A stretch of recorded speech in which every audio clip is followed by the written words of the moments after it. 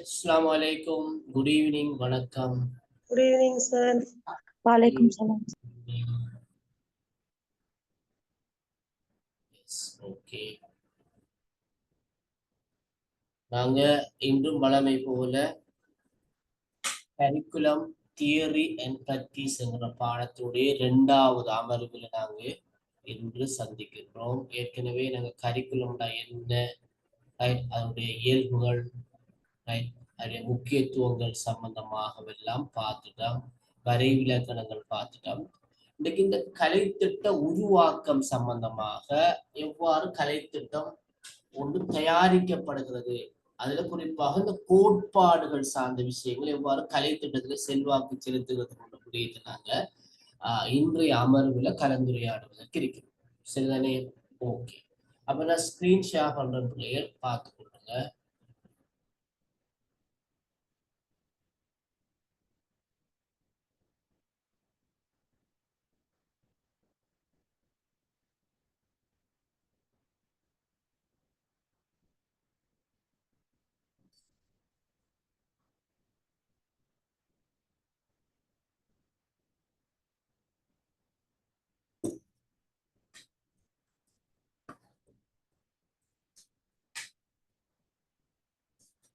Screen share ஆயிட்டுதா?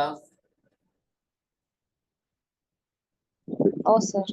No, sir. No, sir. Right.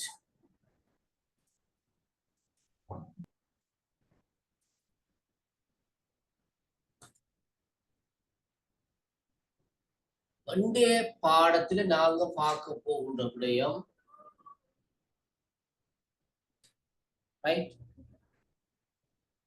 கலைத்திட்டம் தயாரிக்கப்படும் போது கவனத்தில் கொள்ளப்பட வேண்டிய விடயங்கள். என்னென்ன விஷயங்களை நாங்க ஒரு கலைத்திட்டம் தயாரிக்கின்ற போது கவனத்தில் கொள்ள வேணும் ஒரு விஷயத்தை பார்க்க போறோம். அடுத்தாக கலைத்திட்டத்தினுடைய சிறப்பியல்பு.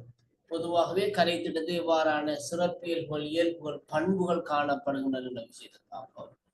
அடுத்து கலைத்திட்ட கோட்பாடு அடிப்படையில கலைத்திட்டம் ஒன்று தயாரிக்கப்படுகின்ற போது எந்தெந்த தத்துவ பின்னணிகளை பயன்படுத்தி கலைத்திட்டங்களை தயாரிக்காங்க. அதுல முற்போக்குவாத தத்துவம், இலட்சியவாத தத்துவம், பயன்பாட்டுவாத தத்துவம் சொல்லி சில முக்கியமானதை மாத்திரம் பார்க்கலாம். சரியா?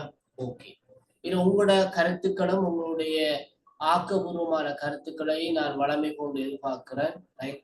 இந்த பாடத்தை தொடர்ச்சியாக நானே கலைத்து கொண்டிருந்தா உங்களுக்கு கொஞ்சம் அலுப்பா இருக்கும். ஆகவே உங்களுடைய கருத்துக்களும் உங்களுடைய பங்கு பெற்றவர்களும் எதிர்பார்க்கப்படுகிறது கூடுதலாக. ஆகவே நீங்க வளமை கொண்டு உங்களுடைய ஆக்கபூர்வமான கருத்துக்களை தெரிவிக்கலாம், கேட்கலாம்.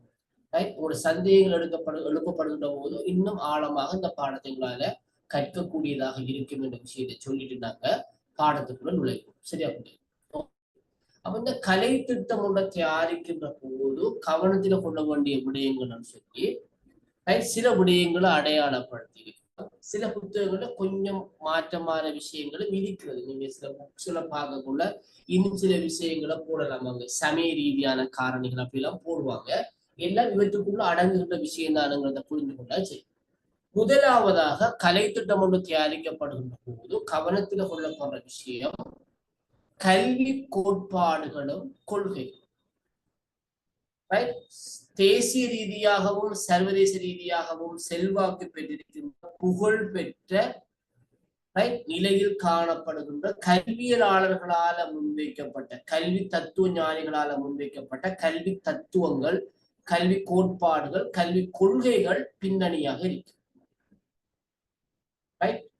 ஒரு கலைத்திட்ட உருவாக்கத்துல கல்வி தத்துவ ஞானிகளுடைய செல்வாக்கு பின்னணியில இருக்கு. உதாரணமா தரம் 3க்கு ERA பாடத்தை எடுத்துக்கொள்ளுனாங்க. தரம் 3 ERA பாடம் பெரும்பாலும் சுற்றாடலோட சம்பந்தப்பட்ட விடயங்கள் இந்த பாடத்துல இருக்கு. அப்ப சுற்றாடலை விளங்கி கொள்றது, நாம வாழ்ற சூழலை விளங்கி கொள்றது, எமது தோட்டத்துக்கு வருகை தருகின்ற பிராணிகள் சோடியாக வருபவை, தனியாக வருபவை எல்லாம் நீங்க பார்த்திருப்பீங்க.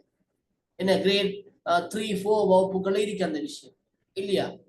அப்ப இவற்றை நீங்க பார்த்தீங்கன்னு சொன்னா பாருங்க, சுற்றாடல் சூழல் இயற்கையோடு சம்பந்தப்பட்ட விடயத்தை வலியுறுத்தும். அப்ப இது உண்மையாகவே ரூசோவினுடைய இயற்கைவாதம் என்கின்ற கல்வி தத்துவத்தோடு சம்பந்தப்படுற விஷயம்.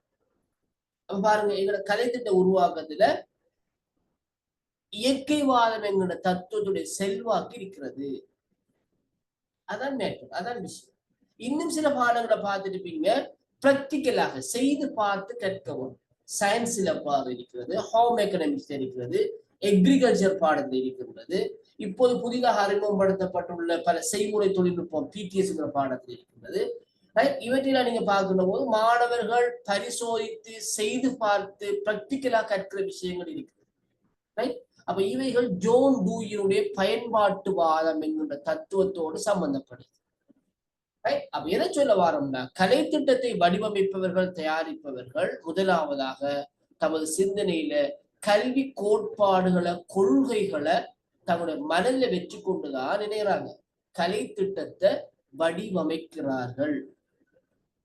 ஓகேவா? சரி, கோட்பாடு சார்ந்த விஷயங்கள் முக்கியமாக. இரண்டாவது பாருங்க, சமூக காரணிகள். சமூக காரணம் சொல்லக்கூடிய போது சமகால தேவைகள் மற்றும் கலாச்சார பெருமானங்கள், மனப்பாங்கு.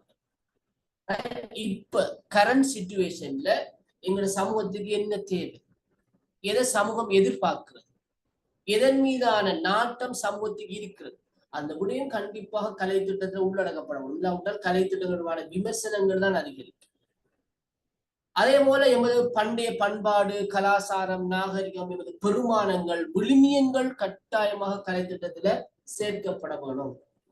நாங்க எமது இளைஞர்கள் அடிப்படையில, ஆசிய நாட்டோட அடிப்படையில, சமய ரீதியாக நாங்க என்ன சமயத்தை கொண்டு வர என்ற அடிப்படையில, மனிதர்கள் என்ற அடிப்படையில என்னென்ன கலாச்சார பெருமானங்களை நாங்க எமது பண்டைய சமூகத்திடமிருந்து, எமது மூதாதையரிடமிருந்து நாங்க பெற்றுக்கொண்டோமோ அந்த பெருமானங்களை மதிக்கின்றவர்களாக, அந்த பெருமானத்துக்கு முக்கியத்துவம் வழங்கக்கூடிய வகையில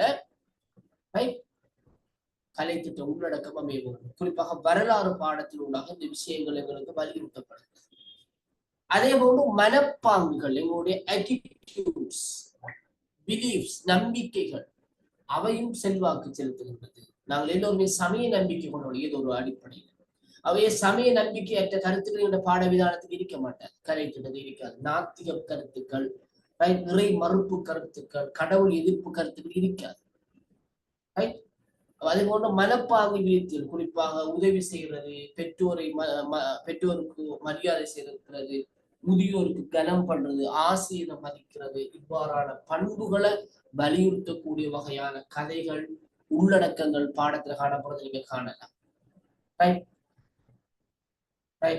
அதாவது ஏழ்மையிலேயும் நேர்மையாக நடந்தவர்களுடைய சம்பவங்கள், வரலாறுகள் என்பவை சொல்வதனூடாக என்ன தமிழ் பாடத்துல அதிகமாக இருக்கு. அதே மாதிரி சமய பாடங்கள் காணப்படும். மனப்பாங்கோடு சம்பந்தப்பட்ட இவைகளும் இவருடைய பாட விதான சொல்லி கலை திட்ட வடிவமைப்புல செல்வாக்கு செலுத்து. அடுத்து பாத்தீங்கன்னா உளவியல் காரணிகள். உளவியல் ரீதியான பின்னணியும் எங்களுடைய கலைத்திட்ட வடிவமைப்புல கலைத்திட்டம் தயாரிக்கின்ற விடயத்துல செல்வாக்கு செலுத்துகிறது. ஒரு 1 மினிட் இருக்கும், இல்ல 1 மினிட்.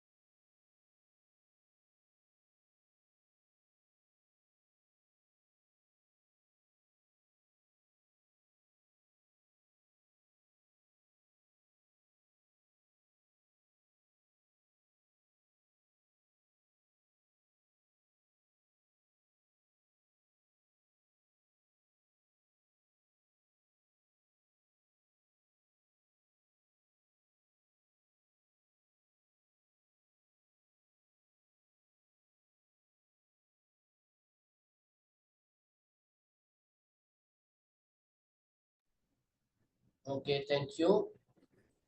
அப்ப மூன்றாவதாக செல்வாக்கு செலுத்துற காரணி உளவியல் காரணிகள். உளவியல் காரணிகள் சைக்கோலஜிக்கல் பேக்ரவுண்ட் கண்டிப்பா இருக்கணும். ஏன்னு சொன்னா நாங்க எந்த வகுப்பினுடைய கலை திட்டத்தை தயாரிக்கிறோம், கிரேட் 3-ஆ 4-ஆ 5-ஆ, பிரைமரி லெவலா, ஜூனியர் செகண்டரியா, சீனியர் செகண்டரியா என்கிறத உளவியல் காரணிகளை வச்சுதான் நாங்க டிசைட் பண்ணோம். ஏன்னு சொன்னால் அந்தந்த வயது மட்டத்தில் இருக்கிற பிள்ளைகளுடைய உளவியல் ரீதியான பண்புகள், எதிர்பார்க்கைகள், தேவைகள் என்பன உள்ளடக்கப்பட வேண்டும். ஒரு பிரைமரிக்குரிய கலைத்திட்டம் தயாரிக்கின்ற போது ஒரு செகண்டரிக்கு உரிய மாதிரியான உளவியல் காரணிகளை மையமாக வைத்து தயாரிப்போமாக இருந்தால் அது ஃபெயிலியரா போயிடும். அப்ப பிரைமரி பிள்ளையாக பார்க்கின்ற பிரைமரி பிள்ளை எதை அறிந்து கொள்ள வேணுமோ, எதை தெரிஞ்சு கொள்ள வேணுமோ அந்த விடயங்களை உள்ளடக்கக்கூடிய வகையில அந்த கலைத்திட்ட அமைப்பிருக்க.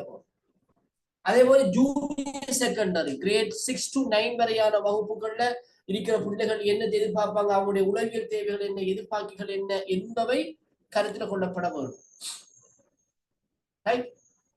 அப்ப பியாஜேயுடைய அறிவாற்றல் சிந்தனை வளர்ச்சி பருவங்களை மையமாக கொண்டோ அல்லது இன்னும் பல உளவியல்கள், நடத்தைவாத உளவியலாளர்கள், அறியவாத உளவியலாளர்களோட கருத்துக்களை மையமாக வைத்தோ கலைத்திட்ட வடிவமைப்பாளர்கள் கலைத்திட்டத்தை எந்த தரத்துக்கு எந்த மாணவர்களுக்கு அந்த கலைத்திட்டம் தயாரிக்கப்படுகிறதோ அவர்களுடைய உளவியல் தேவைகளை நிறைவேற்றக்கூடிய வகையில கலைத்திட்டம் தயாரிக்கப்பட வேண்டும் என்பது மூணாவது முக்கியமான விஷயமா இருக்கு. நாலாவது இருக்கிறது பிலோசபிக்கல் பேக்ரவுண்ட். நாங்க முதல் பார்த்தது கோட்பாடுகள், இது தத்துவங்கள். நாங்க பார்த்தோமே இலட்சியவாதம், பயன்பாட்டுவாதம் சொல்லி, அல்லது இயற்கைவாதம் சொல்லி, அது கோட்பாடுகள். இது தத்துவங்கள், பிலோசபிக்கல். அதாவது கலைத்திட்ட வடிவமைப்புல எவ்வாறான பிலோசபிக்கல் பேக்ரவுண்ட்ஸ், தத்துவம் சார்ந்த விஷயங்கள் காணப்பட வேணும், எவ்வாறான தத்துவ அடிப்படையை கொண்டு அந்த கலைத்திட்ட வடிவமைப்புகள் உள்ளடக்கங்கள் காணப்பட வேணும் என்கிற விடயம் செல்வாக்கு செலுத்துகின்றது. ஐந்தாவது காரணி பொலிட்டிக்கல் பேக்ரவுண்ட்ஸ், அரசியல் காரணிகள். இதை நாங்க தவிர்க்கவே இல்லை. ஆட்சிபூடமாக இருக்கின்ற அதிகாரத்தில் இருக்கின்ற ஆட்சியாளர்கள், அரசாங்கங்கள், அரசியல் கட்சிகள் தங்களுடைய அபிலாசைகள், தங்களுடைய நம்பிக்கைகள், தமது கொள்கைகளை மறைமுகமாக அரசியல் காரணங்களின் அடிப்படையில இந்த கலை திட்டத்துக்குள்ள நுழைப்பார். சில நேரங்கள் அவங்க பின்பற்றுகின்ற பொருளாதார கொள்கை, அவர்கள் நம்பிக்கை வைத்திருக்கின்ற அரசியல் சித்தாந்தம் என்பன இதுல செல்வாக்குட்படும். கலை திட்டம் அதுல செல்வாக்குட்படும். சில நாடுகள்ல இது மிக உச்சளவுல இருக்கு. உதாரணமாக வடகொரியாவுடைய கல்வி திட்டம், வடகொரியாவுல பின்பற்றப்படுகின்ற ஒரு கட்சி அரசாங்கம், அங்க இருக்கின்ற சோசியலிச அரசாங்கம் அதனுடைய கொள்கைகளை தான் மாணவர்களுக்கு கற்பிக்கும். வழியில அவங்க எதையுமே கற்க முடியாது. அதே போல 2ஆம் உலக மகா யுத்த கால பகுதியில இத்தாலியில, ஜெர்மனியில ஆட்சி இருந்த நாஜி அரசாங்கம், பாசிச அரசாங்கங்கள் தமது பாசிச கொள்கைகளை, நாசிச கொள்கைகளை தான் கல்வி திட்டத்திலே சேர்த்தாங்க.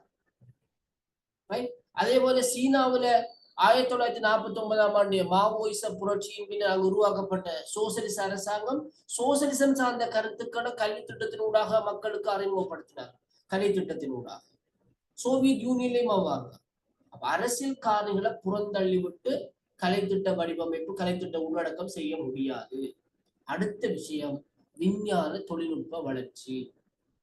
மிக மாறி வருகின்ற உலக முறை அமைவுல இந்த விஞ்ஞான தொழில்நுட்ப காரணிகளுடைய செல்வாக்கு, தொழில்நுட்ப ரீதியான முன்னேற்றம், மாற்றங்கள் கருத்தில் கொள்ளப்பட வேண்டும். எமது கலைத்திட்டத்துல காணப்படுகின்ற மிக முக்கியமான குறைபாடும் அதுதான். அதாவது சமகால உலகியல் தேவைக்கு ஏற்றா போல எங்களோட கலைத்திட்ட மாற்றத்தை வடிவமைப்பு நாங்க இன்னும் செய்யல. ஆங்கில மொழிக்கும் தகவல் தொடர்பான தொழில்நுட்பத்துக்கும் அடுத்தது ஆர்டிபிஷியல் இன்டெலிஜென்ஸ் சொல்லப்படுகின்ற செயற்கை நுண்மதி போன்ற விடயங்களுக்கு நாங்க உண்மையாகவே பாட விதானத்துல கலைத்திட்டத்துல முக்கியத்துவம் வழங்க வேண்டும். இப்ப உலகத்துல அதுதான் ஆட்சி செய்கிறது. நாங்க இன்னும் மரபு சார்ந்த விடயங்களை தான் எங்களோட கலைத்திட்டத்தை சேர்த்துக் கொள்வோமே தவிர நவீன விடயங்களுக்கு முக்கியத்துவம் கொடுக்கல. அதனால உலகளாவிய ரீதியில எங்களால போட்டியிட முடியாமல் இருக்கின்றது இந்த தொழில்நுட்பம் சார்ந்த விடயங்கள்ல, விஞ்ஞானம் சார்ந்த முன்னேற்றங்கள். அப்ப இந்த விடயங்களையும் நாங்கள் கருத்தில் கொள்ள வேண்டும். அவை கலைத்திட்டம் ஒன்று தயாரிக்கப்படுகின்ற போது இவ்வாறான விடயங்களை கருத்தில் கொண்டுதான் கலைத்திட்டத்தை தயாரிக்கிறார்கள் கலைத்திட்ட வடிவமைப்பாளர்கள். சரியோ? ஓகே.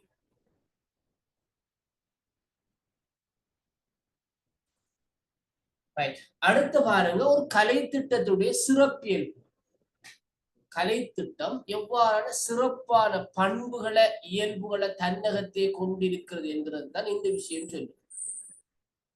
அதுல முதலாவது விடயம் பாருங்க, கலைத்திட்டம் ஒரு முழுமையான செயற்பாடு. கலைத்திட்டத்துக்குள்ள பாடங்களை படிக்கிறது மட்டும்தான் இருக்கா? இல்ல. விளையாட்டு இருக்குது, கலை நிகழ்வுகள் இருக்கிறது, என்ன கல்வி சுற்றுலா இருக்கிறது, ஒழுக்க விருத்தி சார்ந்த விஷயங்கள் இருக்கிறது. முழுமையாக ஒரு மனிதனை பூரணத்துவம் அடைய செய்யறதுக்கு என்னென்னவெல்லாம் தேவையோ அவையெல்லாம் கலைத்திட்டத்துல இருக்கு. கலைத்திட்டம் ஒரு முழுமையான ஒரு ஃபுல்ஃபில்மெண்ட், கம்ப்ளீட்டான ஒரு விஷயம். சரியோ? ஓகே. இரண்டாவது, கலைத்திட்டம் கல்வியில் அடையக்கூடிய குறிக்கோள்களை தோற்றுவிக்கும்.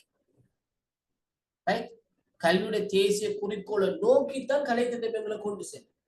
அந்த குறிக்கோளை மையமாக வைத்துதான் கலைத்திட்டம் பயணத்தை ஆரம்பிக்கும். அதான் நாங்க சொல்லியிருக்கிறோம், கலைத்திட்டம் என்பது ஒரு ஓடு பாதை.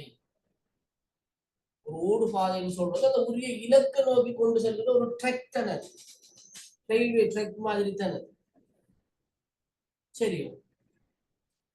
அடுத்த விஷயம் பாருங்க, மாணவர்களின் எதிர்கால நிலைத்திருப்புக்கு தேவையான அனுபவங்களை வழங்கும். அவங்க சவாலான எதிர்காலத்துக்கு முகம் கொடுக்க போறாங்க. ஒவ்வொரு நாளும் உலகம் வேகமாக மாறிக்கொண்டிருக்கும். அப்ப பாடசாலையில 13 வருடங்கள் கற்றதுக்கு பிறகு 14வது வருஷம் சமூகத்துக்கு மாணவன் செல்கின்ற போது பல்வேறு சவால்களை எதிர்கொள்வான். அந்த சவால்களை வெற்றி கொண்டு, அந்த சவால்களை எதிர்கொண்டு இந்த உலகத்தில் அவன் நிலைத்திருப்பதற்கு, நீடித்திருப்பதற்கு தேவையான அனுபவங்களை வளர்க்கும். நீங்க நம்ம நாடுற கலை திட்டத்தை மையமா வச்சு யோசிச்சிடப்படாதா? இது பொதுவான விஷயம், இது பொதுவான எல்லா நாடுகளும். அடுத்து, சமூக மரபுரிமைகளை சந்ததி சந்ததியாக கடத்து. என்ன, எங்களோட மன்னராட்சி கால பகுதியில, காலனித்துவ ஆட்சி கால பகுதியில, சுதந்திர கால பகுதியில, தற்காலத்துல சொல்லி எங்களோட மரபுரிமைகள் அப்படியோ பண்பாடுகள் மரபு ரீதியாக கடத்தப்பட்டு கொண்டே வருது கல்வி கூட. என்ன, வரலாறு பாடத்துல இந்த விஷயத்துக்கு கூடுதல் முக்கியத்துவம் கொடுக்காங்க. என்ன, எமது கீர்த்தி மிக்க அரசர்கள், அவர்களால் ஆற்றப்பட்ட சேவைகள், எமது நாட்டில் காணப்படுகின்ற உலக மரபுரிமை சார்ந்த முக்கியத்துவம் வாய்ந்த விடயங்கள், எமது காலகாலமாக நாங்கள் பின்பற்றி வருகின்ற கலாச்சார பண்பாட்டு பெருமானங்கள் எல்லாமே கலைத்திட்டத்துக்கு கூடாக மாணவர்கிட்ட கொண்டு சேர்க்கும். இப்ப ஆசிரியர் அறிக்கிறார்கள், மாணவர்கிட்ட சேர்க்காங்க. இப்ப மாணவர்கள் அறிக்கிறாங்க, எதிர்காலத்துல ஆசிரியராக கல்வி சார்ந்த துறைக்குள்ள வர கண்ணியவாங்க, அவங்க அடுத்த துறைக்கு கொண்டு போய் சேர்ப்பாங்க. இவ்வாறு கடத்தப்படுகிறது, சந்ததி சந்ததியாக கடத்தப்படுகிறது. அடுத்த விஷயம்தான் கல்வியில் ஏற்படும் மாற்றங்களுடன் தொடர்பட்டது. என்ன, அப்ப கலை திட்டம் உங்களுக்கு தெரியும், 5 வருடங்களுக்கு ஒரு தடவை, 6 வருடங்களுக்கு ஒரு தடவை மாறிக்கொண்டிருக்கும். 2025ஆம் ஆண்டு மாறப்போகுது. கிரேட் 1, கிரேட் 6, கிரேட் 10 வந்து மாறப்போகுது. அப்ப உலகளாவிய ரீதியில் ஏற்படுகின்ற மாற்றம், தேசிய ரீதியாக ஏற்படுகின்ற மாற்றங்களோட இந்த கலை திட்டமும் தொடர்படுது. அந்த மாற்றத்தை அங்கீகரிக்கும், அந்த மாற்றத்தை ஏற்றுக்கொள்ளும். அந்த சமூக மாற்றத்தை நாங்க அங்கீகரிக்கவில்லை என்று சொன்னால் நாங்க பிற்போக்கான சமூகம், பிற்போக்கான சமூகமாக நாங்க காணப்படுவோம், பிற்போக்கான சமூகமாக நாங்க கருதப்படுவோம். சரி, ஆகவே மாற்றங்களை நாம அங்கீகரித்தியாக வேணும். மாற்றங்கள் தவிர்க்கப்பட முடியாதவை, மாற்றங்கள் தவிர்க்கப்பட முடியாதவைங்கிறது நாங்க முதலாவதாக புரிஞ்சு கொள்ள வேணும். சரியோ? ஓகே. அடுத்த பாருங்க, பாடசாலையில் பிள்ளை பெறும் அனைத்து அனுபவங்களுடனும் தொடர்பட்டது. கலை திட்டம் ஒரு ஸ்கூல்ல பிள்ளை பெறுகின்ற கல்வி அனுபவம், விளையாட்டு அனுபவம், கலை தொடர்பான அனுபவம், நயத்த தொடர்பான அனுபவம், உலக முறைமை தொடர்பான அனுபவம், தொழில்நுட்ப சாதனங்களை பயன்படுத்த தொடர்பான அனுபவம், எல்லாத்துடையும் தொடர்பட்டது. அடுத்த வெரி வெரி இம்பார்ட்டன்டான ஒரு இயல்பு தான் இயங்கு தன்மை கொண்டது. கலை திட்டம் கொண்டது நிக்க மாட்டாது. கிரேட் 1ல ஒரு விஷயம், அதோட கொஞ்சம் பெரிய விஷயம் 2ல, அதை விட எக்ஸ்டெண்ட் ஆன விஷயம் 3ல, அதை விட பெரிய விடயம் 4ல, அப்படியோ செங்குத்து ரீதியாக இணைக்குத்து ரீதியாக அப்படியோ அதிகரித்த விரிந்த தன்மையை கொண்டதாக இருக்கு. என்ன கிரேட் 1ல பாருங்க எண்களை மட்டும் அறிமுகப்படுத்துது. கிரேட் 2ல எண்களும் எண் குறிகளும், ரைட்? அது அப்படியோ போகும். அங்க போனீங்கன்னா மறுரா கூட்டல்,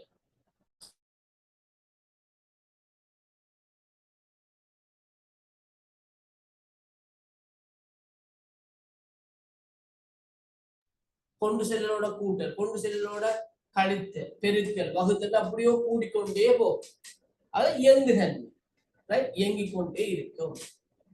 அப்ப இவைகள் கலை திட்டத்திலே சிறப்பியல்புகளாக காணப்படுகின்றன. ஒரு 1 மினிட்.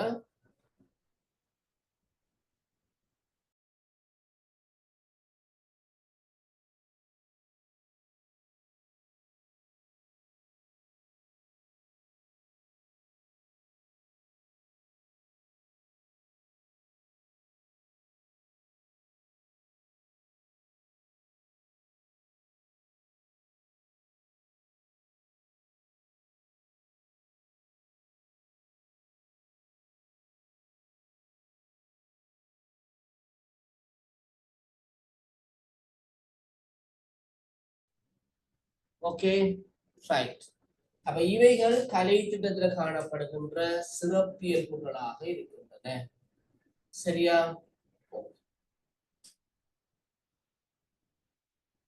அடுத்து பாருங்க, வெற்றிகரமாக அமுல்படுத்தக்கூடியதாக இருக்கிறது. கலை திட்டம்ங்கிறது நடைமுறைப்படுத்தப்படணும். பாடசாலையில அது இம்ப்ளிமெண்ட் பண்ணப்படணும். கற்பனையில இருக்கையிலாது, நடைமுறை சாத்தியமற்றதாக இருக்கையிலாது, சாத்தியப்படுத்தப்படக்கூடியதாக, நடைமுறையில பயனளிக்கக்கூடியதாக, நடைமுறைப்படுத்தத்தக்கதாக இருக்கும். அது ஒரு சிறப்பு. அடுத்த பாடசாலை வளங்கள், சமூக வளங்கள் கருத்தில் கொள்ளப்பட்டிருக்கு. கலை திட்டத்துல பாடசாலையில் உள்ள பௌதிக வளம், மனித வளம், தகவல் வளம், நிதி வளம் கருத்தில் கொள்ளப்படும். அதே போல சமூக வளங்கள், சமூகத்தில் உள்ள வளங்களும் கருத்தில் கொள்ளப்பட்டுதான் இந்த கலை திட்டம் வடிவமைக்கப்பட்டிருக்கிறது. அவை இந்த வளங்களை பயன்படுத்துவது, இந்த வளங்களை விருத்தி செய்வது என்பவற்றோடு தொடர்பான வகையில கலை திட்ட உள்ளடக்கம் காணப்படும். அடுத்து நாங்க ஆரம்பத்தில் சொன்ன மாதிரியான விஷயம், மாற்றங்களை உள்வாங்கக்கூடியதாக இருக்கு. சேஞ்சஸை ஏற்றுக்கொள்ளும், புதுமைகளை ஏற்றுக்கொள்ளக்கூடிய விடயங்கள் கலை திட்டத்தில் இருக்கு. சமூகத்தில் அவ்வப்போது ஏற்படுகின்ற மாற்றங்கள் அவைகள் உள்வாங்கப்படக்கூடியதாக இருக்கு. நாடு மற்றும் சமூக தேவைகள் கருத்தில் கொள்ளப்பட்டிருத்தல், நாடு மற்றும் சமூக தேவைகள் கருத்தில் கொள்ளப்பட்டிருக்கும். என்றால் ஒரு நாட்டில் பின்பற்றப்படுகின்ற கலை திட்டம் அந்த நாட்டினுடைய எதிர்பார்க்கைகளை, கல்வியினுடைய இலக்குகள் அடையக்கூடியதாக இருக்கவும், அதோட சமூகத்தில எதிர்பார்க்கப்படுகின்ற விடயங்கள் கலை திட்டத்தினூடாக பூர்த்தி செய்யப்படக்கூடியதாக இருக்கவும், அந்த வகையில ரெண்டோட தொடர்பட்டதாக இருக்கிறது. அது கல்வியினுடைய விரிந்த இலக்கை மையமாக கொண்டிருக்கிறது. கலை திட்டமானது கல்வியிட பரந்த விரிந்த இலக்கை, தேசிய குறிக்கோளை மையமாக கொண்டதாக காணப்படும். கடைசியாக மதிப்பீடு செய்யத்தக்கதாக இருக்கும். அடுத்த சிலைபில் சொன்னால் மதிப்பீடு, இந்த கலை திட்டம் சக்சஸா ஃபெயிலியரா என்று சொல்லி மதிப்பீடு செய்யத்தக்கதாக இருத்தல். இவ்வாறு கலை திட்டம் பல சிறப்பியல்புகளை தன்னகத்தையே கொண்டிருக்கின்றது. சரியா? இது ஏதாவது விளங்காம இருக்கா பிள்ளைகள்?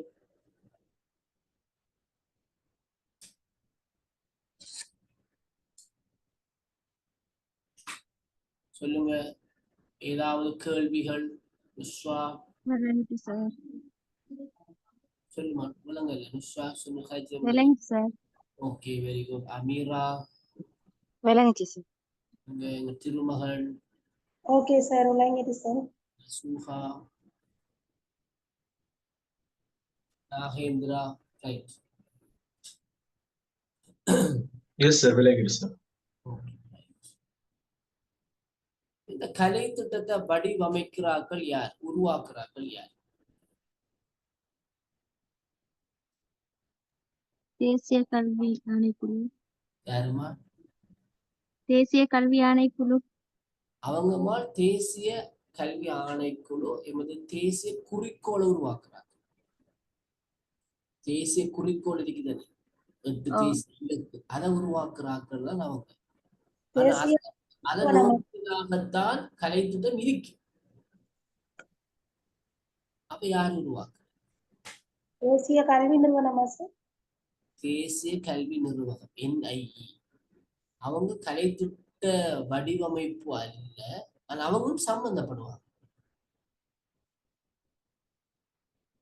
சுருக்கமா சொல்ல போனால் கல்வித்துறை சார்ந்த நிபுணர்கள், குறிப்பாக பல்கலைக்கழகத்தில் காணப்படுகின்ற பேராசிரியர்கள் சம்பந்தப்படுவாங்க. தேசிய கல்வி நிர்வாகத்தில் காணப்படுகின்ற அதிகாரிகள், கல்வி அமைச்சினுடைய அதிகாரிகள் நல்ல விளங்கிக் கொள்வோம். அதே போல பாடசாலை ஆசிரியர்களும் முக்கியமல்ல, கல்வியல் கல்லூரி விரிவுரையாளர், துறைசார் நிபுணர்கள், பெற்றோர்கள், மாணவர்கள், உங்கள் எல்லார கருத்தையும் சேர்த்துத்தான் இந்த நிபுணர்களால கலைத்திட்ட உருவாக்கம் உடம்பு. எல்லாருடைய அபிப்பிராயங்களும் பெறப்படும். மிக முக்கியமாக பல்கலைக்கழக விரிவுரையாளர்கள், கல்வி அமைச்சருடைய முக்கியோதர அதிகாரிகள், தேசிய கல்வி நிறுவன அதிகாரிகள், அதே போல கல்வி கல்லூரி விரிவுரையாளர்கள், அதிபர்கள், ஆசிரியர்கள் சம்பந்தப்படுவாங்க இந்த கலை திட்டத்துக்கான ஆலோசனைகளை வழங்குறது. அப்ப அவைகள் தேசிய கல்வி இலக்கை நோக்கி அது அடையும் விதமாக வடிவமைக்கப்படும். சரியா? இதுதான் நாங்க கலை திட்டம் சொல்லுவோம். அப்ப கலை திட்டம் வந்து நிரந்தரமானதல்ல, காலத்துக்கு காலம் மாறும், மாற வேணும். இல்லாவிட்டால் அது சமூகத்தால நிராகரிக்கப்படும். தொடர்ந்து நாங்க பல நீண்ட காலமா வச்சிருந்தோம்னா நிராகரிக்கப்படும். சரி, இப்ப நாங்க கலை திட்டம் ஒன்றை தயாரிக்கின்ற போது கலைத்திட்ட வடிவமைப்பாளர்கள், உருவாக்குபவர்கள் பின்பற்றுகின்ற கோட்பாடுகள், கலை திட்டத்தை உருவாக்குவதற்கு பின்னணியில கொண்டிருக்கின்ற கோட்பாடுகள்ல சில கோட்பாடுகளை பத்தி பார்க்கணும். இதை பத்தி உங்களுக்கு ஆக்டிவிட்டியும் தரப்போறேன்னா, இதுல முதலாவது கோட்பாடு முற்போக்குவாதம்.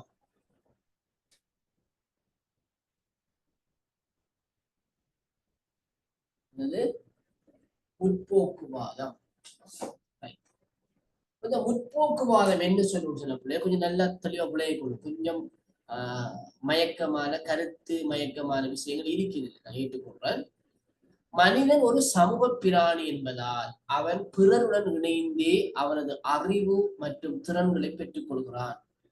அந்த வகையில் கல்வியும் அதனை பிரதிபலிக்க வேண்டும் என்று கூறுவதே முற்போக்குவாதமாகும். அதாவது அவன் ஒரு சமூகத்தோட சேர்ந்து வாழ்றோம். அதனால கல்வியும் என்ன செய்யணும், சேர்ந்து கற்கின்ற, மற்றவரோட சேர்ந்து வாழுகின்ற, மற்றவரோட இணக்கமாக வாழ்கின்ற அறிவு வழங்கும். கல்வி கற்ற ஒருவர் சமூகத்திலிருந்து அந்நியப்படுத்தப்படக்கூடாது. கல்வி கற்றவர் சமூகத்தோட சேரும். விளங்கிட்டான். ஆனா எங்களோட நாட்டுல கல்வி கற்றார்கள் நினைவாங்க, சாதாரண மக்களோட தாங்க மேம்பட்டாக்கள், உயர்ந்தாக்கள், அவங்களோட நாங்க செல்வாக்களாக்கள், அவங்கள நாங்க படிச்சாக்கள் என்று சொல்லி அவங்க விலக பார்ப்பாங்க. அதுவல்ல, கல்வி சமூகத்தோட இணைந்து வாழ எங்களை ஊக்குவிக்கணும், எங்களை தூண்டணும். விளங்கிட்டு அதான் சமூக பிராணி மனிதன். அவன் சமூகத்தோட இணைந்துதான் வாழணும். அவனோட அறிவு திறன்களை சமூகத்தில் இருந்துதான் பெற வேணும் என்று கூறுவதுதான் முற்போக்குவாதம். சமூகத்தோடு இணைந்து வாழ்றத வலியுறுத்துறது. இது கலாசார மேம்பாட்டின் மூலம் அமெரிக்க ஜனநாயகத்தை மறு கட்டமைப்பதை நோக்கி இயக்கப்பட்டது. அமெரிக்காவில் அறிமுகம் செய்யப்பட்டது.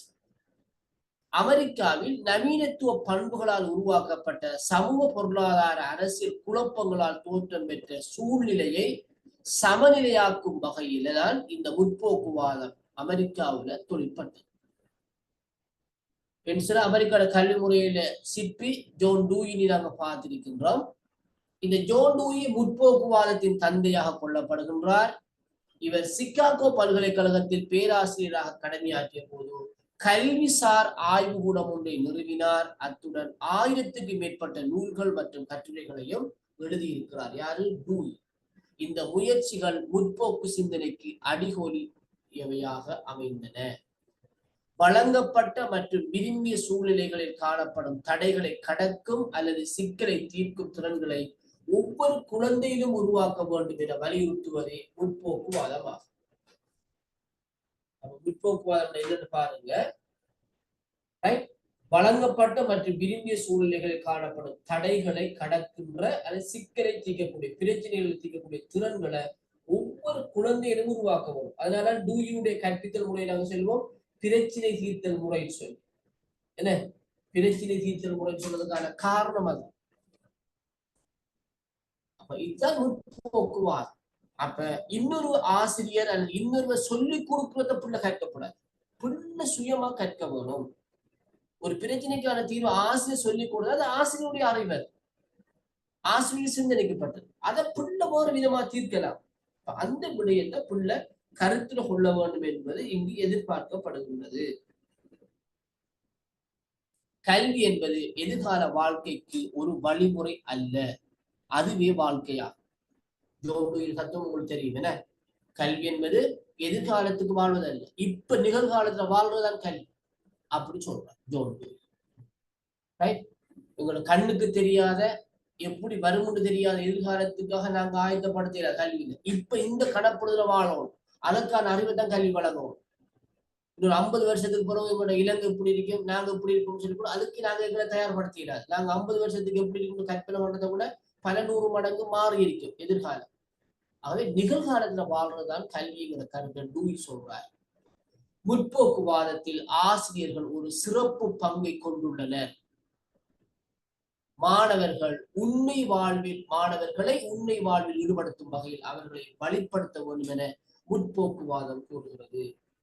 மாணவர்களின் தனிப்பட்ட அனுபவங்களை விரிவுபடுத்தி அவர்களை சமூக வாழ்வுடன் தொடர்புபடுத்த வேண்டும் என முற்போக்குவாதிகள் வலியுறுத்தினார். மாணவர்களின் பேரறிகை திறன்களை ஆசிரியர்கள் திட்டமிட வேண்டும். மாணவ இடைத்தொடர்பை அதிகரிக்கும் வகையில் ஆசிரியர்கள் செயற்பட வேண்டும். கலை திட்டம் அனைவருக்கும் பொதுவான வகையில் ஜனநாயக ரீதியாக ஒழுங்கமைக்கப்பட வேண்டும் என முற்போக்குவாதம் வலியுறுத்துகின்றது. இதுதான் முற்போக்குவாதம்.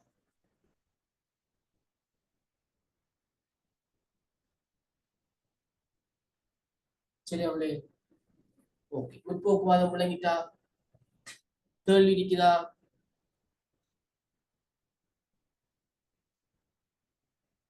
ரைட். இப்ப உங்களுக்கு ஆக்டிவிட்டி தர போறேன். ஸ்கிரீன்ஷாட் எடுக்கிறாங்க, எடுத்துக்கொள்ளுங்க.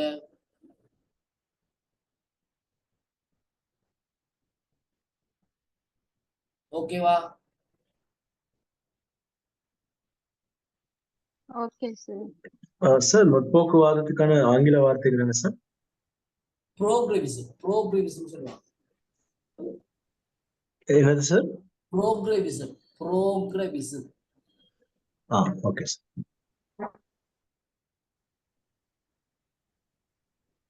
சேமால் மாத்தோமா? Okay sir. Okay sir.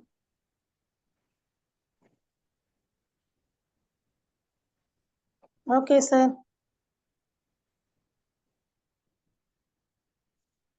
Okay sir. எழுத்துப்பிழை எல்லாம் இருக்குது. நான் முடிஞ்ச வரைக்கும் கொஞ்சம் டைப் பண்ணுவேன். நம்ம பிடிஎஃப் ஆக்கலாம், எழுத்துப்பிழை எல்லாம் திருத்துவேன். நீங்க இணையதளத்திலையும் தேடி பார்க்கலாம். இப்ப உங்களுக்கு தார ஆக்டிவிட்டி என்னன்னு சொன்னால் முற்போக்குவாதம், முற்போக்குவாத கலை திட்டம், முற்போக்குவாத கலை திட்டமும் அதன் இயல்புகள். முற்போக்குவாத கலை திட்டமும் அதனுடைய இயல்புகள். ஒவ்வொருவரும் கருத்து சொன்னால்தான் எனக்கு நான் விளங்கப்படுத்த விஷயம் உங்களுக்கு விளங்கிட்டு என்று உங்களுக்கு தெரியும். உங்களுக்கு கொஞ்சம் கூடுதலான நேரமும் நான் தாங்கிறதுக்கு இப்போது நேரம் 8:15, 8:30 வரைக்கும் உங்களுக்கு டைம். இன்னைக்கு 9:30 வரைக்கும் எங்களுக்கு கிளாஸ். சரியா? ஒரு 15 மினிட்ஸ் வரைக்கும் தேடி வடிவா இணையதளத்தில் வடிவா தேடுங்க. புக்ஸ் இருந்தா பாருங்க. எனக்கு நீங்க உங்களோட மொழியில சொல்லுங்க. அடுத்த விஷயத்துக்கு சரியா? ஓகேவா? Okay sir. Okay sir.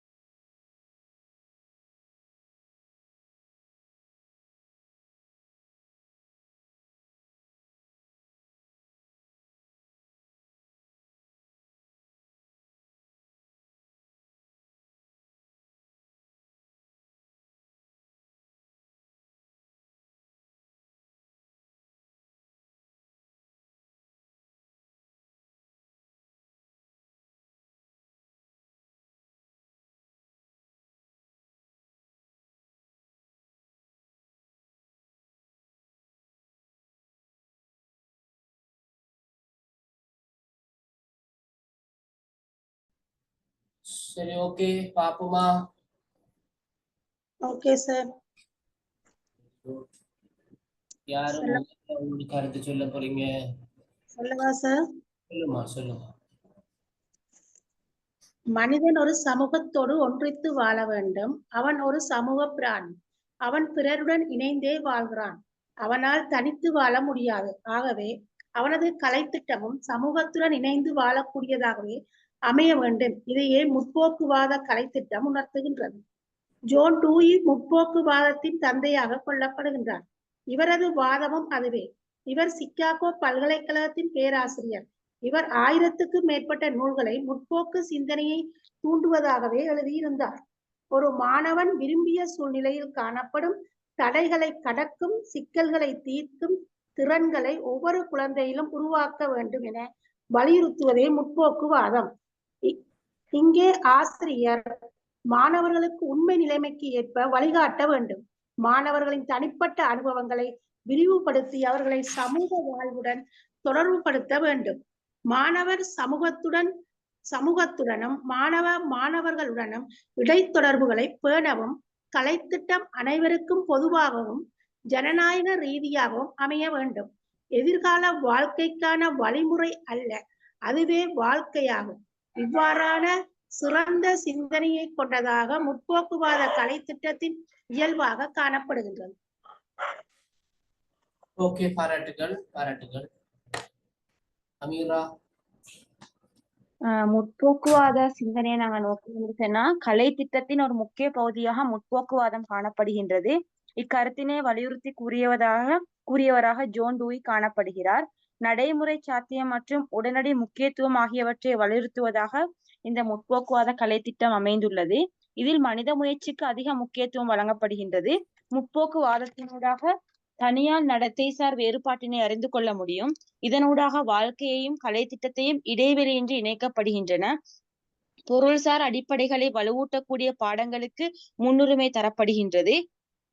பரிசோதனைவாதம், கருவிசார்வாதம் முதலியவற்றை அடிப்படையாக கொண்டே முற்போக்குவாதம் பேசப்படுகின்றது. மாணவரின் செயலூக்கமுள்ள தொழிற்பாடுகளுக்கு கலை திட்டத்திலே முன்னுரிமை தரப்படுகின்றது. பரிசோதனை வழியான அனுபவங்கள் முன்னெடுக்கப்படுகின்றன. நடைமுறை வெற்றிகள் ஊக்கப்படுத்தப்படுகின்றன. மக்களாட்சி பண்புடன் வாழ்வதற்குரிய பயிற்சிகள் வகுப்பறையில் ஒழுங்கமைக்கப்படுகின்றன. எனவேதான் இன்றைய சூழ்நிலையில் முற்போக்குவாத கலை திட்டமானது மாணவர்கள் தாமாகவே கற்று அனுபவங்களை பெற்று தனது வாழ்க்கையை வெற்றி கொள்வதற்கான ஒரு வழியினை காட்டுகின்றது. ஓகே, அமீராக்கும் பாராட்டுகள். ஹக்கீமா இருக்கீங்களா? ஹக்கீமா, ஜலீலா? முற்போக்குவாத கலை திட்டமும் அதன் இயல்புகளும் மனிதன் கல்வியை பெற்றுக் கொள்ளும் போது பிறருடன் இணைந்து திறனை பெற்றுக் கொள்கின்றான். இதனையே முற்போக்குவாதம் வலியுறுத்துகின்றது. ஜோன் டூயி முற்போக்குவாதத்தின் தந்தையாக கொள்ளப்படுகிறார். இவர் பல நூல்களையும் முற்போக்குவாத சிந்தனையை மையப்படுத்தி எழுதியுள்ளார். வழங்கப்பட்ட மற்றும் விரும்பிய சூழ்நிலையில் காணப்படும் தடைகளை கடக்கும் அல்லது தீர்க்கும் திறன்களை ஒவ்வொரு குழந்தையிலும் உருவாக்கியாக அமைய வேண்டும் என்பதை முற்போக்கு முக்கியமானவர்கள். இவர்கள் மாணவர்களை வழிப்படுத்த வேண்டும் என முற்போக்குவாதம் கூறுகின்றது. மாணவர்களின் தனிப்பட்ட அனுபவங்களை விரிவுபடுத்தி அவர்களை சமூகத்துடன் தொடர்புபடுத்த வேண்டும் என்பது நோக்காகும். ஆசிரியர்கள் மாணவர்களின் திறன்களை திட்டமிட வேண்டும் மற்றும் மாணவர்களுக்கிடையில் இடைத்தொடர்பை மேம்படுத்த வேண்டும். கலைத்திட்டம் அனைவருக்கும் பொதுவாக அமைய வேண்டும் என்பது இதன் பிரதான நோக்காகும்.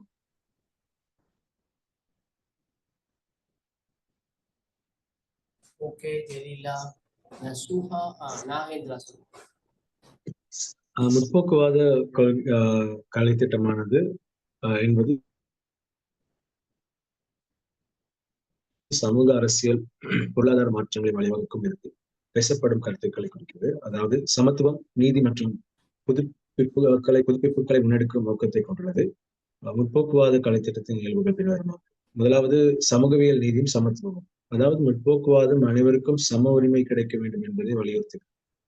இதில் இனவியல், பாலினம், வர்க்கம் மற்றும் பிற பாகுபாடுகளை ஒழித்து சமத்துவத்தை நிலைநாட்டுவதற்கான கோரிக்கைகளை அடக்குகிறது. அடுத்ததாக மக்களின் நலனில் முன்னுரிமை கொடுக்கிறது.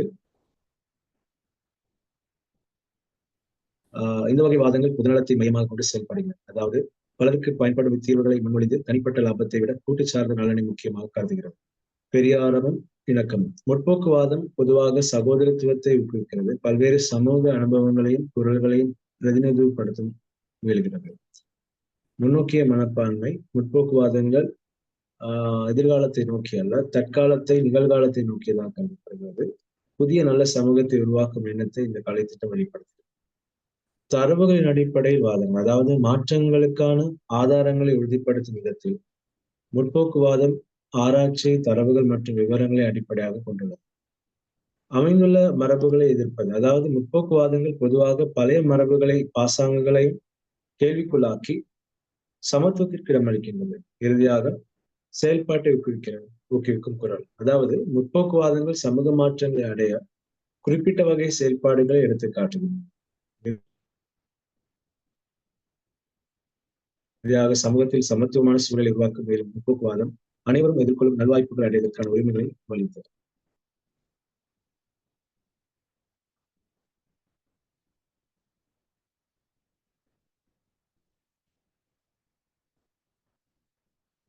ஓகே, நசூஹா ஒரு யாராவது? திலக்ஷனி? சார் அஸ்ஸலாமு அலைக்கும். ஹலோ சார், கேக்குதா? ஓமா சொல்லு, தெளிவா இருக்கு, சொல்லு. Okay sir. Sir, John Dewey முற்போக்குவாதத்தின் தந்தையாக கருதப்படுகின்றார். இவர் சிகாகோ பல்கலைக்கழகத்தில் பேராசிரியராக கடமையாற்றிய போது கல்விசார் ஆய்வுக்கூடம் ஒன்றை நிறுவினார். 1000க்கும் மேற்பட்ட நூல்கள் மற்றும் கட்டுரைகளை எழுதி இந்த முயற்சியில் முற்போக்கு சிந்தனைக்கு அடிகோலியாக அமைந்தது. முற்போக்குவாதம் மற்றும் அதன் கலைத்திட்டம் என்ற இரண்டு கருத்துக்களும் பொதுவாக கல்வித்துறையில் ஒரு புதிய நிலைமையை உருவாக்குகின்றது. முற்போக்குவாதம் சமுதாயத்தின் மிக முக்கியமான மற்றும் புதிய அணுகுமுறைகள், கொள்கைகள் மற்றும் செயல்முறைகளை ஏற்றுக்கொள்வதை குறிக்கும். இவை பெரும்பாலும் பழமையான மூட கருத்துக்களுக்கு தொடர்புடையவையாக இருப்பதை மாற்றுவதன் மூலம் சமுதாய வளர்ச்சியை முன்னேற்றுகின்றது. முற்போக்குவாதம் என்ற நேரத்துல சமூக மற்றும் அரசியல் மாற்றங்களை ஊக்குவிப்பதில் முக்கிய பங்காற்றும் கொள்கையாகும். இது பாரம்பரிய மற்றும் பழமையான முறைகளை எதிர்த்து புதிய, சீரிய மற்றும் வளர்ச்சியின் மிகு வழிகளை அறிமுகப்படுத்த முயற்சிக்கின்றது. சமூகத்தின் தன்மை மற்றும் சீர்திருத்தம் என்ற நேரத்துல முற்போக்குவாதம் சாதாரணமாக சமூகத்தில் நிலவும் அநீதிகள், வறுமை, சமத்துவமின்மை, கல்வி மற்றும் அரசியல் முறைகளில் உள்ள பாதிப்புகளை திருத்துவதற்கு முன்வைக்கப்படுகின்றது. கல்வி என்ற நேரத்தில் முற்போக்குவாதமானது கல்வி தத்துவம் மாணவர்களின் திறன்களை வளர்க்க மற்றும் அவர்களை சமுதாய மாற்றங்களுக்கு பயிற்றுவிக்க உதவுகின்றது. முற்போக்குவாதம் கல்வி மற்றும் கலை திட்டம் என்ற நேரத்தில் முற்போக்குவாதம் குறிப்பாக கல்வியில் புதிய கருத்துக்களையும் முறைகளையும் உள்ளடக்கிய கலை திட்டங்களை உருவாக்குகின்றது. இது மாணவர்களின் திறமைகளை வளர்க்க மற்றும் அவர்களை சமூக மாற்றத்திற்கு தயாராக்கும் வகையில் பாடத்திட்டங்களை வடிவமைக்கின்றது. முற்போக்குவாத கலை திட்டம் மாணவர்களை அதன் மையமாக கொண்டு அமைக்கப்படுகின்றது. இதில் மாணவர்களின் தனிப்பட்ட தேவைகள், ஆர்வங்கள் மற்றும் திறன்களை அடிப்படையாக கொண்ட பாடத்திட்டங்கள் உள்ளடக்கப்படுகின்றது. மாணவர்களுக்கு ஆராய்ச்சி, சிந்தனை மற்றும் பிரச்சனைகளை தீர்க்கும் திறன்களை ஊக்குவிக்கும் வகையில் பாடங்கள் இருக்கின்றன. சமூக மற்றும் சமத்துவம் என்ற நேரத்தில் கல்வி சமூக நலன்களை முன்னேற்றுவதற்கான ஒரு சாதகமாக கருதப்படுகின்றது. மாணவர்களுக்கு சமுதாய நலன்களை பற்றி அறிவுரை வழங்குதல், சமூகத்திற்கு உபகரிக்கும் முறையில் செயல்படுத்துவதை ஊக்குவிக்கின்றது. மாணவர்களின் பல்வேறு திறன்களை முன்னேற்றும் வகையில் கலை திட்டங்கள் அமைக்கப்படுகின்றன. இலக்கியம், கலை, இசை, சினிமா, நாடகம், கலை ஆகியவற்றின் மூலம் மாணவர்களுக்கு புதிய கலை வடிவம் அணுகுவதை ஊக்குவிக்கின்றது. இது மாணவர்களுக்கான சுய அனுபவங்களை, அறிவு மற்றும் உணர்வுகளை வெளிப்படுத்துகின்றது.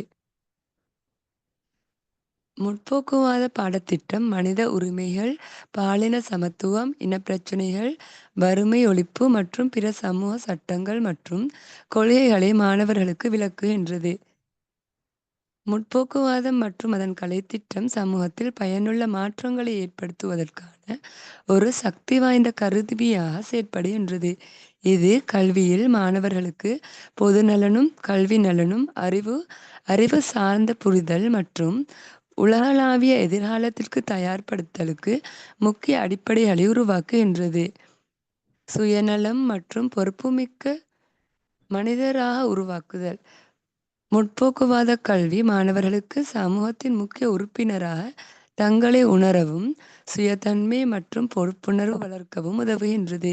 இது அவர்களை அடுத்த தலைமுறைக்கு உரிய நல்ல குடிமக்களாக உருவாக்குகின்றது. திறன்களையும் கலைகளையும் வளர்க்கும் மனோதத்துவம், அதாவது கலை வகைகளை மட்டுமின்றி அறிவியல், சமுதாயவியல் மற்றும் இலக்கியம் போன்ற துறைகளில் கூட புதிய அணுகுமுறைகளை கொண்டு கலை திட்டங்களை வடிவமைக்கின்றனர். இந்த பயிற்சிகள் மாணவர்களை அதிகரிக்கும் சிந்தனை, கலைப்பாற்றல் மற்றும் திட்டமிடல் திறன்கள் மூலமாகவும் செயற்படுத்துகின்றது. உலகளாவிய கலாச்சார மற்றும் கலைகள் என்ற நேரத்தில் உலகளாவிய கலாச்சாரங்களை உணர்ந்து அவற்றை மதிப்பளிக்கும் வகையில் மாணவர்களை வழிகாட்டுகின்றது. முற்போக்குவாதம் மற்றும் அதன் கலைத்திட்டம் கல்வியில் பாரிய மாற்றத்தை உண்டாக்கி மாணவர்களை சமுதாயத்தில் செயற்படுத்தும் முழுமையான பொறுப்புள்ள அறிவார்ந்த ஆளுமைகளாக உருவாக்குகின்றது. சமூக மற்றும் அறிவியல் முன்னேற்றத்துக்கு வாய்ப்புகளை உருவாக்கி அவர்களை உலகின் எதிர்கால சவால்களுக்கு தயாராக செயல்படுத்துகின்றது.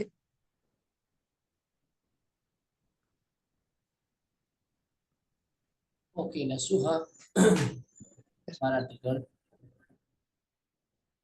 வேறு யாராவது? வஸ்னா, தியோகன், திலக்ஷனி?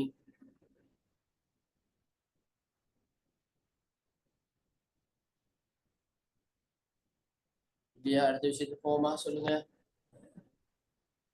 வஸ்னா, ரைட், ஓகே.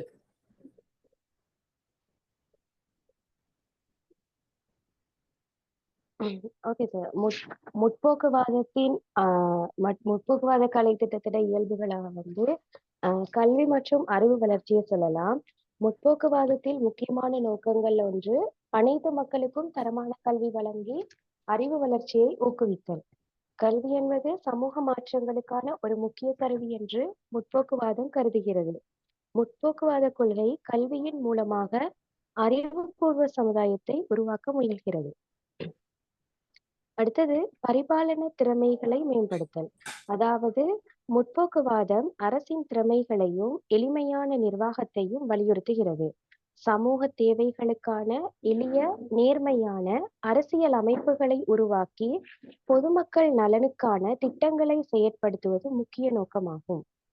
அடுத்தது சுற்றுப்புறச்சூழல் பாதுகாப்பு.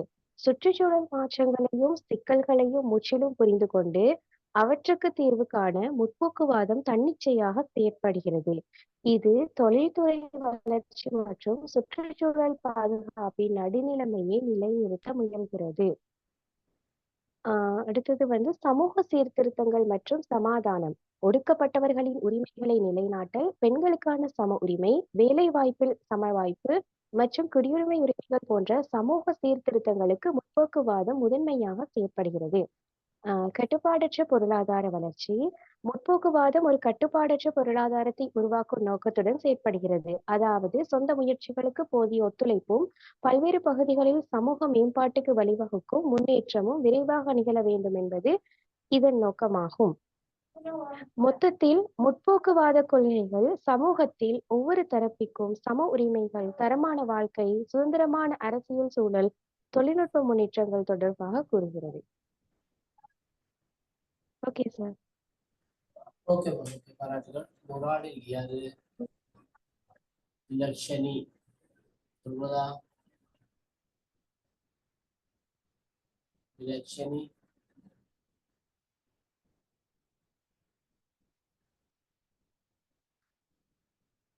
இல்ல. ஓகே,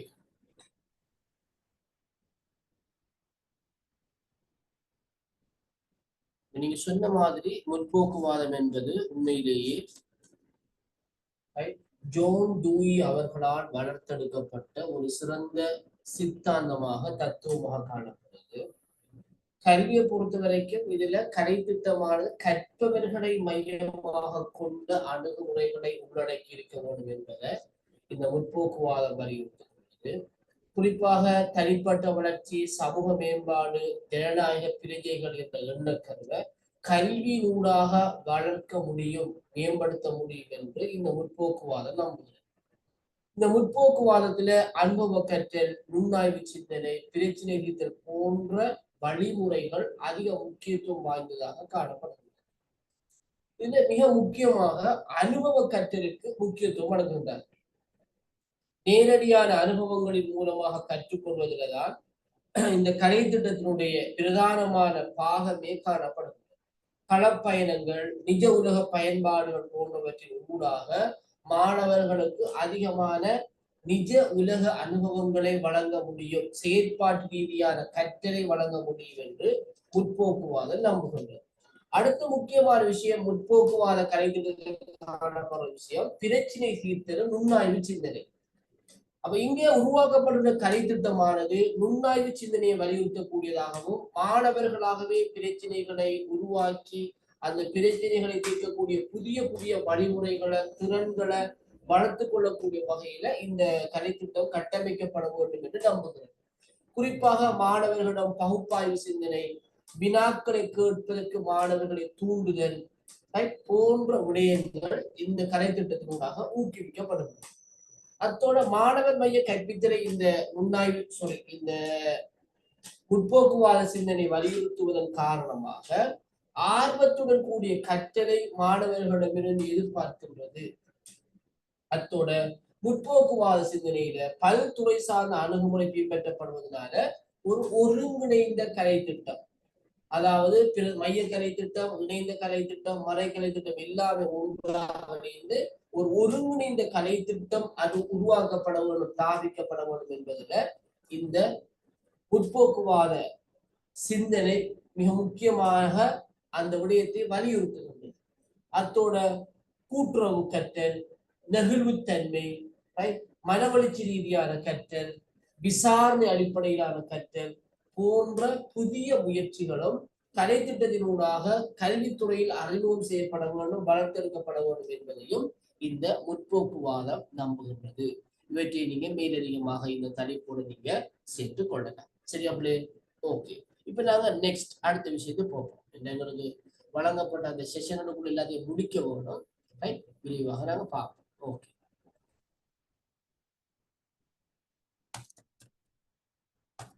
வந்துட்டா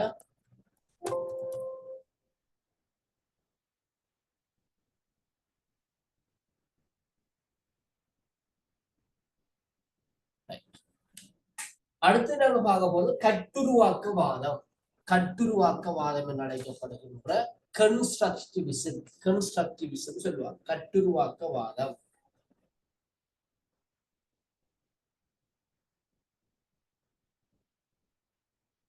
சரியோ?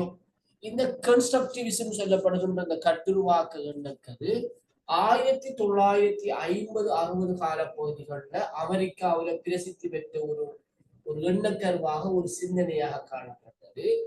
தியோடர் பிரமேல் என்கின்ற கல்வியலாளரால இந்த கட்டுருவாக்கவாதம் அறிமுகம் செய்யப்பட்டிருக்கிறது.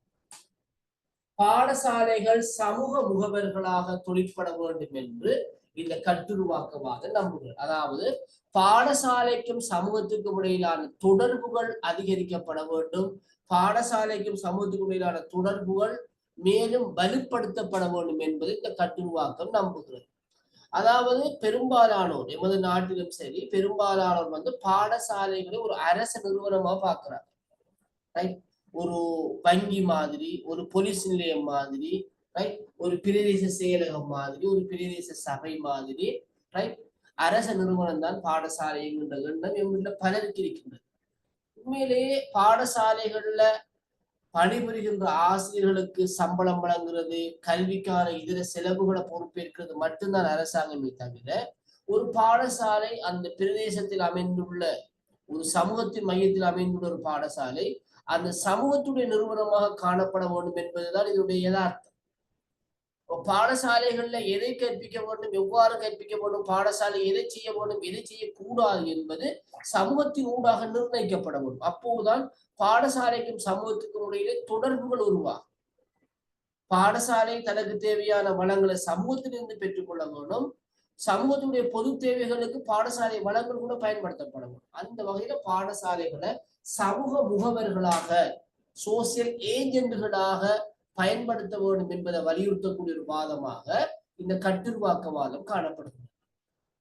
சமூக மறுசீரமைப்பை கொண்ட கலை திட்டத்தை கொண்டிருப்பதே கல்வியின் நோக்கமாக அமைய வேண்டும் என கட்டுருவாக்கவாதிகள் நம்புறாங்க. சமூகத்தை புதிய மாற்றத்தை நோக்கி சீர்படுத்த வேண்டும், அதுக்கு இந்த கலை திட்டம் பங்களிப்பு செய்ய வேண்டும் என்பது இந்த கட்டுருவாக்கவாதிகளுடைய எண்ணமாக, நம்பிக்கையாக இருக்கின்றது. மாற்றம் ஒன்றை கொண்டு வர மாணவர்களை பழக்கப்படுத்துவதே இந்த கட்டுருவாக்கவாதத்தின் நோக்கம். பழமையில மூழ்கி இருக்காமலுக்கு மாற்றங்களுக்கு இயல்பான வகையில வெற்றிகரமாக முகம் கொடுக்கக்கூடிய ஒரு மாணவர் சமூகம் உள்ள பாடசாலையில உருவாக்குறது தான் இந்த கட்டுருவாக்கத்துடைய பிரதானமான நோக்கமாக இருக்கு.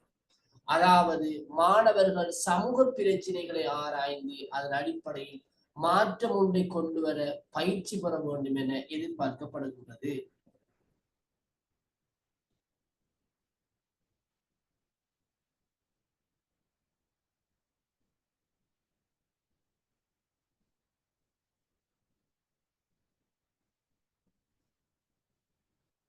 சமூக பிரச்சனைகள், சமூக பாகுபாடுகள்,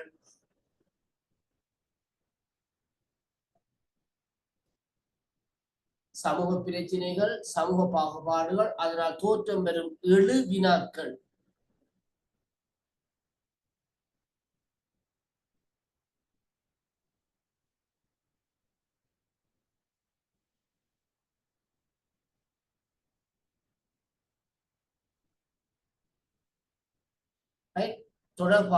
தொடர்பிலான விடயங்கள் கலை திட்டத்தில் உள்ளடக்கப்பட வேண்டும் என்பது இந்த கட்டுருவாக்கவாதிகளுடைய சிந்தனையாக காணப்படுகிறது.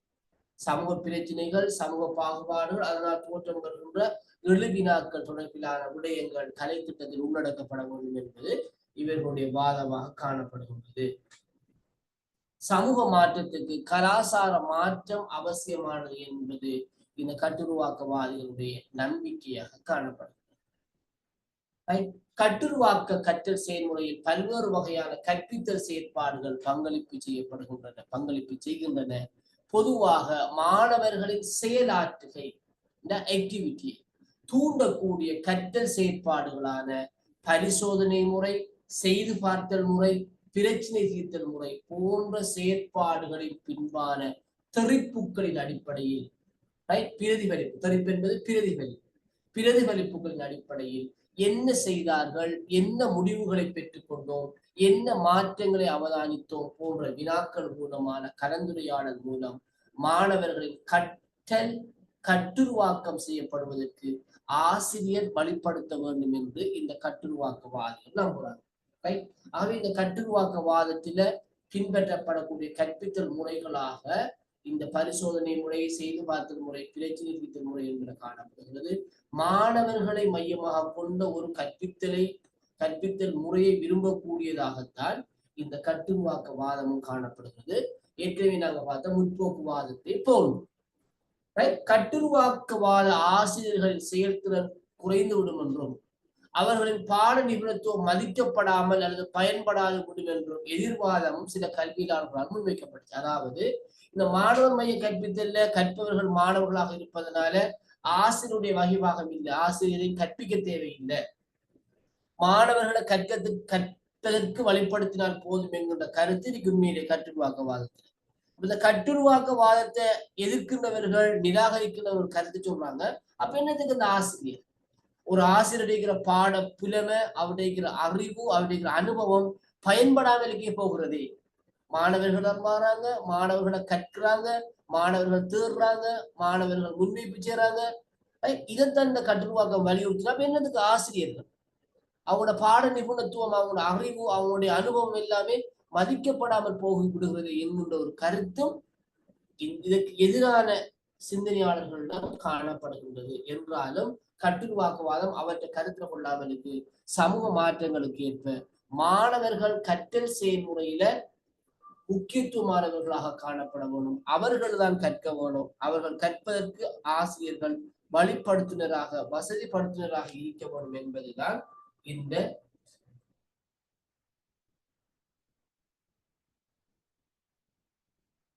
கட்டுருவாக்கவாத சிந்தனையினுடைய பிரதானமான கருத்தாக காணப்படுகிறது. சரியோ?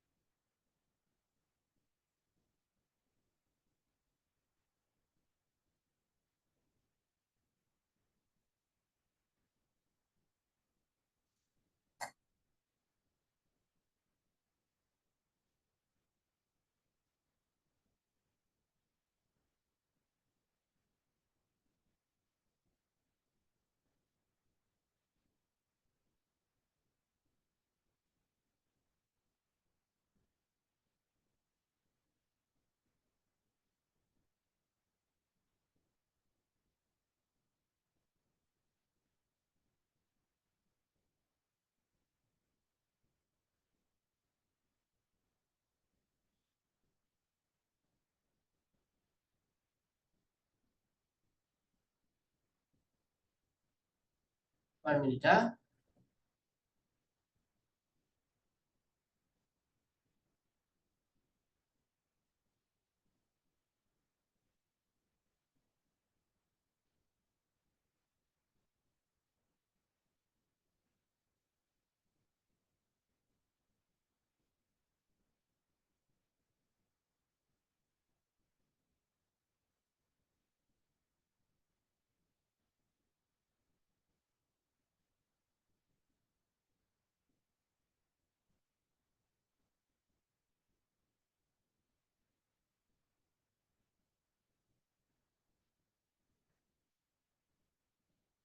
ஓகே, அப்ப இதான் கட்டுருவாக்கவாதம் என்று அடையாளப்படுத்தப்படுகிறது. அந்த முற்போக்குவாதம் போன்ற கட்டுருவாக்கவாதமும் மாணவர் மைய கற்பித்தலுக்கு ஏற்றா போல கலை திட்டம் வடிவமைக்கப்பட வேண்டும் என்பதை வலியுறுத்தக்கூடிய ஒரு எண்ணக்கருவாக ஒரு சிந்தனையாக காணப்படுகின்றது. சரியோ? ஓகே, அடுத்தது நாங்க பார்க்கின்ற அடுத்த சிந்தனை தான், அடுத்த கொள்கை தான் இலட்சியவாதம். எங்களுக்கு ஏற்கனவே தெரியும், இது ஒரு மிக பழமையான ஒரு கொள்கை மற்றும் கோட்பாடு. இதை கூடுதலாக கற்பனை சார்ந்த விடயங்கள், இலட்சிய பூர்வமான விடயங்கள் முக்கியத்துவம் பெற்றிருக்கும். அந்த விடயங்களை நாங்கள் இதில் பார்க்கிறோம். அப்ப இந்த இலட்சியவாத கலை திட்டத்தின் அடிப்படையில் பார்க்கின்ற போது இந்த பிரபஞ்சம் ஆன்மாக்களால் உருவானதென்றும் இந்த பிரபஞ்சம் ஆன்மாக்களால் உருவானதென்றும் பண்பிட்டா இந்த சின்னொரு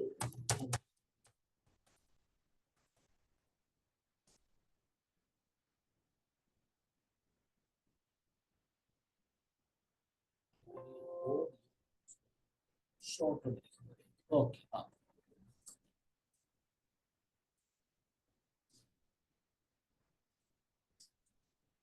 இந்த பிரபஞ்சம் ஆன்மாக்களால் உருவானது என்றும் இவற்றை அறியும் ஆற்றல் மனிதனுடைய மனதுக்கு உண்டு என்றும் இலட்சியவாதம் நம்புகின்றது. பொருட்களை உணர்வதற்கும் அவற்றை அறிவதற்கும் அவற்றின் மீது செல்வாக்கு செலுத்துவதற்கும் அறிவு அடிப்படையாக அமைகிறது. பொருட்களை உணர்வதற்கும் அவற்றை அறிவதற்கும் அவற்றின் மீது செல்வாக்கு செலுத்துவதற்கும் மனிதனிடம் இருக்கின்ற அறிவுதான் அடிப்படை. இந்த இலட்சியவாத கலை திட்டம் உடல் விருத்திக்குரிய நடவடிக்கைகளுடன் ஆரம்பிக்கிறது. அதாவது ஒரு மனிதனிடம் உறுதியான உடல் இருக்குமாக இருந்தா, நோயற்ற ஆரோக்கியமான ஒரு உடல் இருக்குமா இருந்தா அவரிடம் ஒரு உறுதியான உள்ளம் ஏற்படும். அப்ப உள விருத்திக்கு கணிதம், தர்க்கம் போன்ற பாடங்கள் அவசியம். உள பின்னடைவுகளை கணித பாடத்தினால் நீக்கப்பட முடியும். கணிதமே விஞ்ஞானங்களின் அரசியாகும் போன்ற இலட்சிய பூர்வமான ஐடியலான கருத்துக்களை இந்த இலட்சியவாத கலை திட்டம் தன்னகத்தை கொண்டிருக்கின்றது.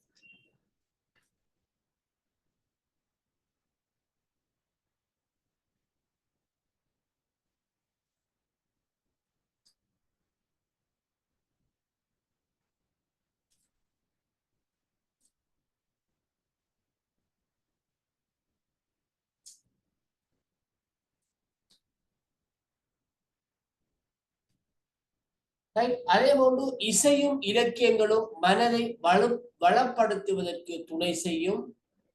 தெளிவாக கற்பித்தல், சிக்கல் என்று கற்பித்தல், ஆளுமை விருத்திக்குரிய கல்வி, அறிகை செயற்பாடுகள், பண்பாட்டு மேம்பாடு போன்றவற்றினை இலட்சியவாத கலை திட்டம் வலியுறுத்துகின்றது. இலட்சியவாதத்தில் ஆசிரியரின் முக்கியத்துவம் அதிகமாக வலியுறுத்தப்படுகின்றது. கட்டுருவாக்கவாதத்துல மாணவர்களுடைய வகிபாகம் மிக அதிகம். அதே போல இலட்சியவாதத்துல ஆசிரியருடைய வகிபாகம் மிக அதிகமாக வலியுறுத்தப்படுகின்றது. எனினும் விஞ்ஞானம் மற்றும் தொழில்நுட்பத்துக்கு முக்கியத்துவம் அளிக்காமை, ஆசிரியர்களை அதீதமாக மையப்படுத்துதல், சிறப்பு தேர்ச்சியை வலியுறுத்தாமை போன்றன இந்த இலட்சியவாத கொள்கையில காணப்படுகின்ற குறைபாடுகளாக காணப்படுகின்றன. ஓகே, இதான் இலட்சியவாத கலை திட்டம். அதே போல இன்னும் ஒன்று பிராக்மட்டிசம், பயன்பாட்டுவாதம். இதனை ஆரம்பித்து வைத்தவரும் ஜோன் டூயி தான். ஜோன் டூயி முக்கியமான வகிப்பாக இருக்கிறது. அதை கொஞ்சம் சுருக்கமா பார்ப்போமா? ஓகே, அப்ப இந்த பயன்பாட்டுவாதம் என்பது நடைமுறை சாத்தியம் மற்றும் உடனடி முக்கியத்துவம் என்பவற்றை பயன்பாட்டுவாதம் வலியுறுத்துகிறது. மனிதனை அனைத்துக்கும் மைய பொருளாக்குவதுடன் நடைமுறை விளைவுகளுக்கு அதீத முக்கியத்துவம் வழங்குகிறது. Sanders Peirce, William James, John Dewey போன்ற கல்வியலாளர்கள் இந்த பயன்பாட்டுவாதத்தை முன்வைத்திருக்கிறார். மனித விழுமியங்கள் நிரந்தரமானவை அல்ல, அவை கால மாற்றங்களுக்கு ஏற்ப மாற்றமடையக்கூடியவை. செயற்பாட்டு ரீதியான அம்சங்கள் தான் பயனுறுதி வாய்ந்தவை என்று இந்த பயன்பாட்டுவாதிகள் நம்புகிறார்கள். மாணவர்களின் செயலூக்கமுள்ள செயற்பாடுகள் கலை திட்டத்தில் வலியுறுத்தப்படுவதுடன் பரிசோதனை வாயிலாக அனுபவங்கள் முன்னெடுக்கப்படுகின்றன. பரிசோதனை ஊடாகத்தான் அனுபவங்கள் செய்து பார்த்துதான் அனுபவங்கள் வழங்கப்படுகிறது. பயன்பாடு என்ற சொல் கலை திட்டத்தில் சிறப்பிடம் பெறுகிறது. அனைத்துமே பயன்பாட்டு கண்ணோட்டத்தில் நோக்கப்படுவதுடன் உடனடி பயன்பாட்டுக்குட்படாத பாடங்கள் நிராகரிக்கப்படுகிறது. வாழ்க்கையும் கலை திட்டமும் இடைவெளியின்றி இணைக்கப்பட்டுள்ளதுடன் மிகவும் குறுகிய கல்வி நோக்கமே கலை திட்டத்தில் கூடுதலாக வலியுறுத்தப்படுகிறது. அதாவது எதிர்கால இலட்சியம் எல்லாம் இங்க இல்லை, எதிர்காலத்துக்கு ஆயத்தமாகிறதும் இல்லை கல்வி நோக்கம், நிகழ்காலத்துல வாழ்றதுதான் கல்வியோட நோக்கம். ஆகவே தற்போது என்ன தேவையோ அந்த நோக்கத்தை, ஒரு குறுகிய நோக்கத்தை கொண்டதாகத்தான் கலை திட்டம் வடிவமைக்கப்படும். தனியார் வேறுபாடுகளுக்கு அதீத முக்கியத்துவம் வழங்கப்பட்டு பொது நோக்கங்கள் இங்கு நிராகரிக்கப்படுகின்றன. இதுதான் பயன்பாட்டுவாத கலை திட்டம்.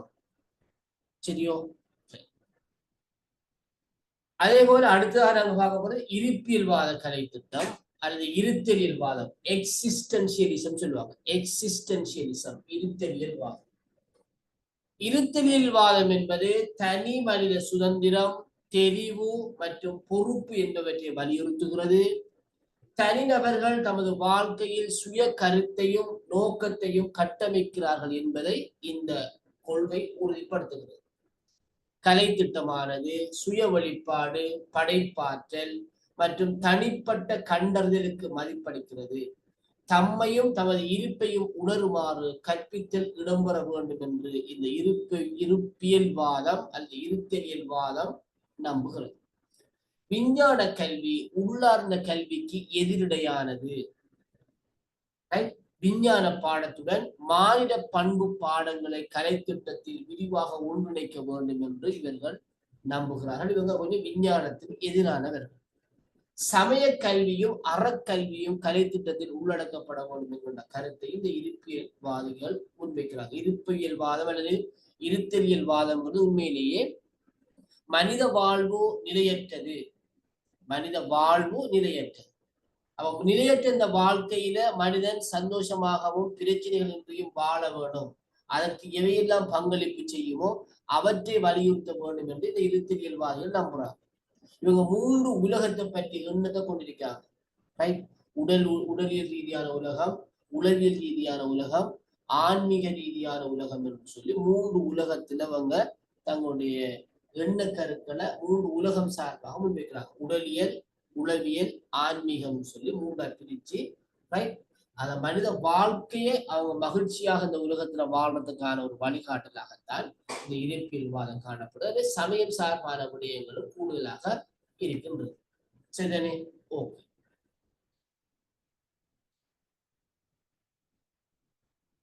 இப்ப நாங்க அடுத்த தலைப்புக்கு போவோம். இவ்வளவு 4 கொள்கைகளும் உங்களுக்கு போதும். எனக்கு கூடுதலா குழப்பம் உங்களை நிறைய விஷயம் இருக்குது. அதுக்குள்ள உங்களை அதிகமாக இந்த தலைப்புக்குள்ள கொண்டு சொல்லல.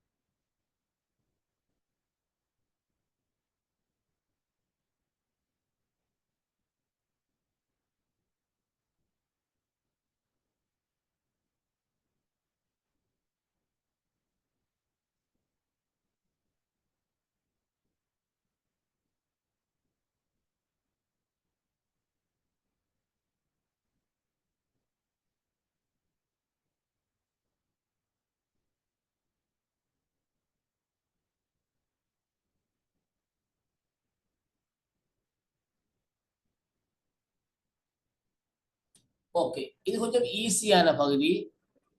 நாங்க இவ்வளவு நேரம் பார்த்தது கொஞ்சம் சிரமமானதுதான், அது எனக்கு தெரியும். அது ரைட். அதனால மிக அப்படி ஒரு விஷயம் இருக்கிறது உங்களுக்கு தெரியத்தானே வேணும்.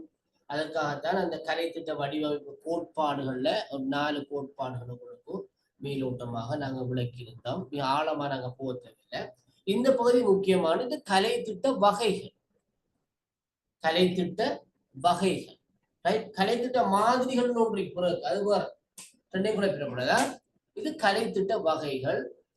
கலை திட்டங்களை பல்வேறு அம்சங்களின் அடிப்படையில வகைப்படுத்தலாம். அதுல மிக பிரதானமானது மைய கலை திட்டம், கோ கரிக்குலம், CORE, கோ கரிக்குலம் சொல்லுவாங்க. அதே போல ஒன்றிணைந்த கலை திட்டம், அது ஒரு வகை. அதே மாதிரி மறை கலை திட்டம், ஹிடன் கரிக்குலம். தேர்ச்சி மைய கலை திட்டம், காம்படன்சிஸ் லெவல் கரிக்குலம். அதே போல லேர்னிங் அவுட்கம்ஸ், கற்றற்பேறு அடிப்படையிலான கலை திட்டம். செயல்முறை கலை திட்டம், பிரச்சினை மைய கலை திட்டம், முறைசார் கலை திட்டம், முறைசாரா கலை திட்டம். இந்த கலை திட்டத்தை பல்வேறு வடிவங்கள்ல நாங்க வகைப்படுத்துவோம். இந்த வகைப்படுத்துறத நாங்க இனி பார்க்க போகிறோம். தொடர்ச்சியாக பார்ப்போமா? சரி. இவன் மைய கலை திட்டத்தை கொஞ்சம் பாருங்க. கோ கரிக்குலம் சொல்லுவாங்க பாடசாலையில. கோ கரிக்குலம், பிரதான கலை திட்டம், மைய கலை திட்டம். பிரதான கலை திட்டம் அல்லது மைய கலை திட்டம் சொல்ற விஷயம் இதுதான். சரிதானே? ஓகே, ஸ்கிரீன் ஷேர் ஆயிருக்க பிள்ளைகள்?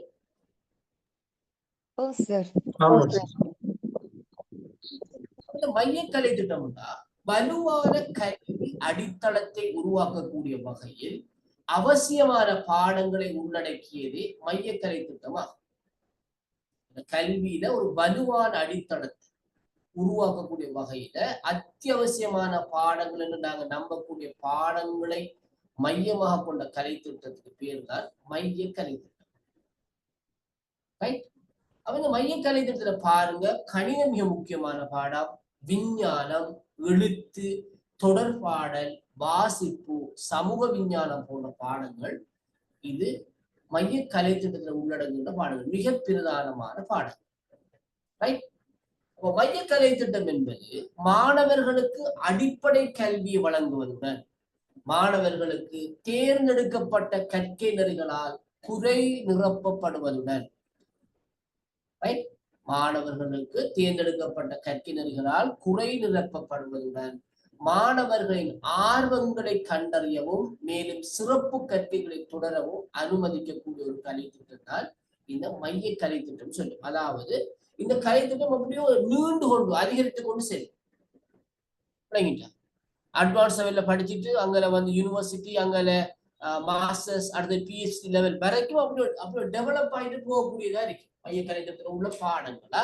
இப்போ மெடிசின் ஒரு ஆள் படிச்சாருன்னு சொன்னா பாருங்க, அது பிரைமரியில மெட்ஸ் இருக்கு, செகண்டரியில இருக்கு, அட்வான்ஸ் லெவல்ல மெட்ஸ் ஸ்ட்ரீம் இருக்குது, ரைட். அதுக்கு பிறகு யூனிவர்சிட்டிக்கு போனா அதுல வந்து ஒரு பிஎஸ்சி இருக்குது, என்ஜினியரிங் இருக்குது, ரைட். அதே மாதிரி ஒரு எம்எஸ்சி இருக்குது, ஒரு பிஹெச்டி இருக்குது. அப்படியே டெவலப் ஆகிட்டு போகும். சிறப்பு கல்வி அதுல பல்வேறு துறைகளும் இருக்கிறது. என்ன மெட்ஸ்ல ஏராளமான துறைகள் பிரிவுகள் காணப்படும். அப்ப இவ்வாறு ஒரு வாஸ்டான ஒரு பகுதிகளை கொண்டிருக்கக்கூடிய அந்த பாடங்களுடைய உள்ளடக்கப்பட்ட கலை திட்டத்துக்கு பேர் தான் மைய கலை திட்டம் நாங்க அடையாளப்படுத்தோம். மைய கலை சயின்ஸுக்கும் அப்படி.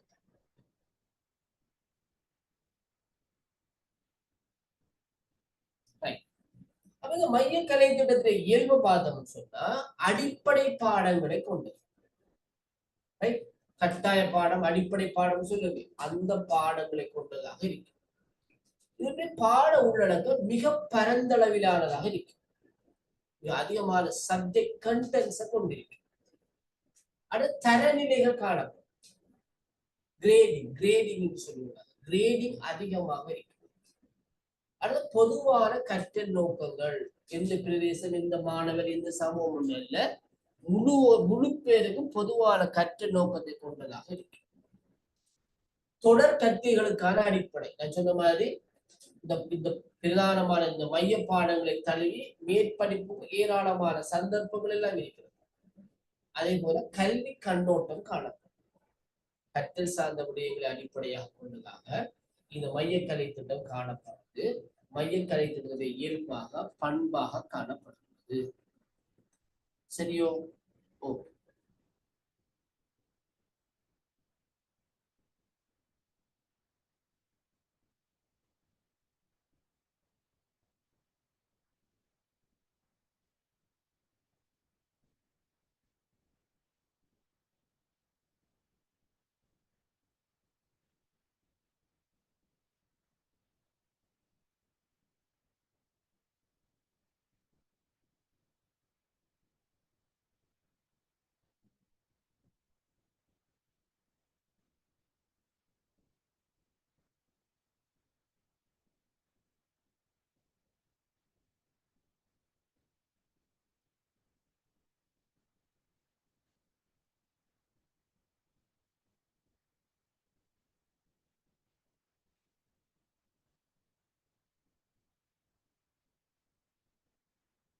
பண்ணிட்டா ஓகே.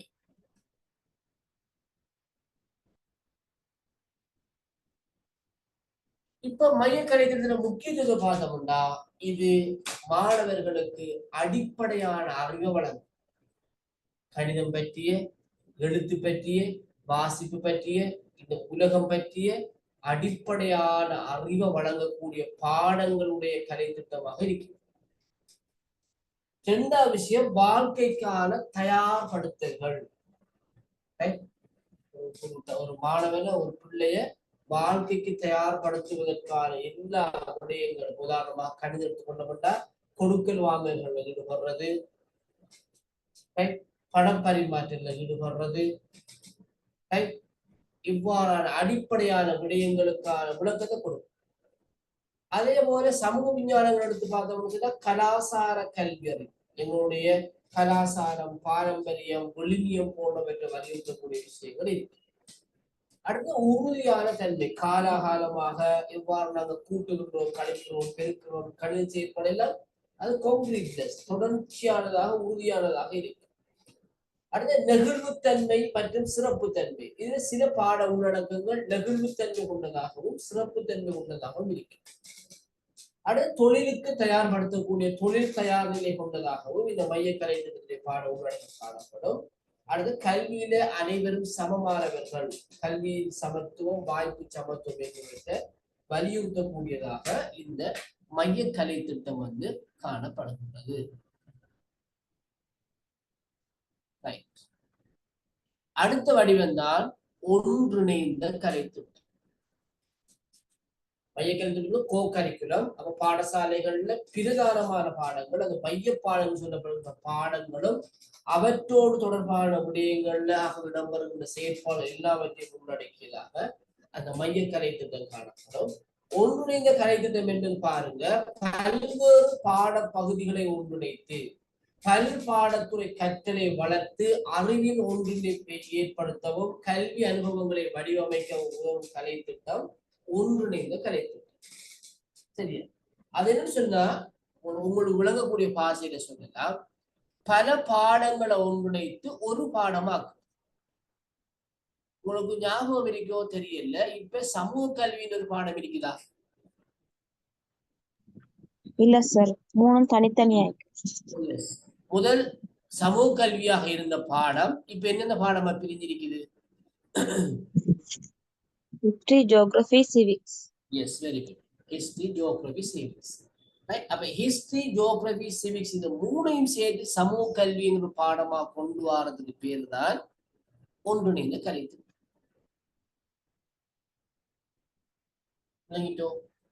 அதான் ஒன்றிணைந்த கலை திட்டம். சுருக்கமா சொல்ல போற விஷயம் அதான், பாட ரீதியாக. அப்ப பல்வேறு பாட பகுதிகளை ஒன்றிணைத்து பல் பாடத்துறை கற்றலை வளர்த்து அறிவின் ஒன்றிணைப்பை ஏற்படுத்துறதுக்கும் கல்வி அனுபவங்களை வழங்குறதுக்கு உதவுற கலை திட்டம் தான் இந்த ஒன்றிணைந்த கலை திட்டம்.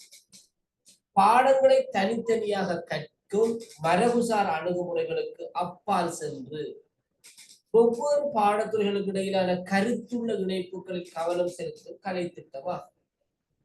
பாடங்களுக்கு இடையே உள்ள இடைவெளியை குறைக்க முயல்வதுடன் கற்றல் பற்றிய முழுமையான ஒன்றோடொன்று இணைந்த பார்வையை ஊக்குவிக்கக்கூடிய கலை திட்டமாக இந்த ஒன்றிணைந்த கலை திட்டம் காணப்படும்.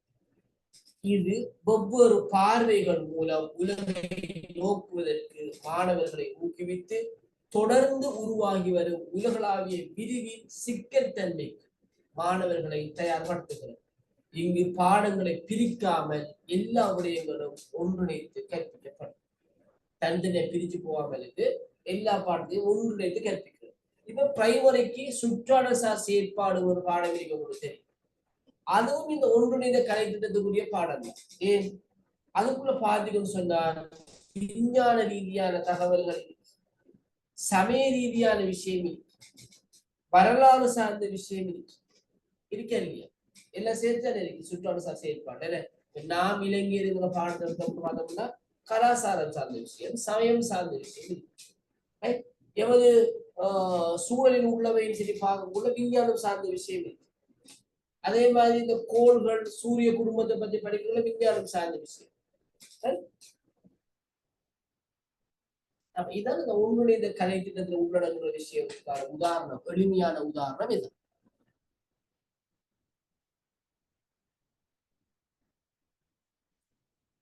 அப்ப ஒன்றிணைந்த கலை திட்டத்துல பண்புகளை பாருங்க, சொல்லி நாங்க இன்னைக்கு முடிக்கலாம். பல் பாடத்துறை சார்ந்த அணுகுமுறை, நிஜ உலக பொருத்தப்பாடு. இந்த உலகத்துல நாங்க நேரடியாக நிஜமாக காணக்கூடிய விடயங்களோடு தொடர்பட்டதாக இருக்கு, கற்பனை சார்ந்தது இல்லை. அடுத்த முழுமையான கற்றல், எல்லா விடயங்களும் அதுக்குள்ள பேர் ஒரு மிக்ஸ்ட், ஒரு கம்ப்ளீட்டான விஷயமா இருக்கு. அடுத்து செயற்திட்ட அடிப்படையிலான கற்றல், செயற்திட்ட அடிப்படையிலான கற்றல். அதே மாதிரி நுண்ணாய்வு சிந்தனை, நுண்ணாய்வு சிந்தனை, அது குறுக்கு கலை திட்ட கருப்பொருள். ஒரு குறுக்கு கலை திட்ட கருப்பொருள், அதாவது ஒரு சின்ன ஒரு பாடத்துக்கு சின்ன பகுதி உள்ளடங்கி இருக்கு, ஒரு அடுத்த பகுதி வரும். அப்படி செங்குத்து ரீதியானதாக இல்லாம குறுக்கு ரீதியானதாக இருக்கு. அடுத்தது ஆய்ந்தறிதல் அடிப்படையிலான கற்றல், விசாரித்தறிந்து ஆய்ந்து ஆராய்ந்து கண்டுபிடித்து கற்கக்கூடிய விடயங்கள் இந்த ஒன்றிணைந்த கலை திட்டத்துல காணப்படும்.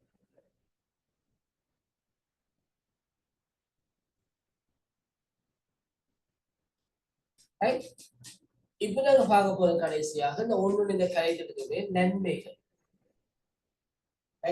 சில பாடங்கள் ஒன்றிணைந்த கலை திட்டத்தினூடாக இணைக்கப்படுறதுக்கு நன்மைகள் என்று பார்த்தோம்னா, முழுமையான விளக்கம். சமூக கல்வி பாடம் இருந்தா வரலாறு பற்றிய விஷயம், புவியியல் பற்றிய விஷயம், குடியுரிமை பற்றிய விஷயம் எல்லாத்தையும் நாங்க படிக்கக்கூடியதா இருக்கு. தனித்தனியை பிரிஞ்சிருந்தா 3 பாடம் தனித்தனியா படிக்கும்.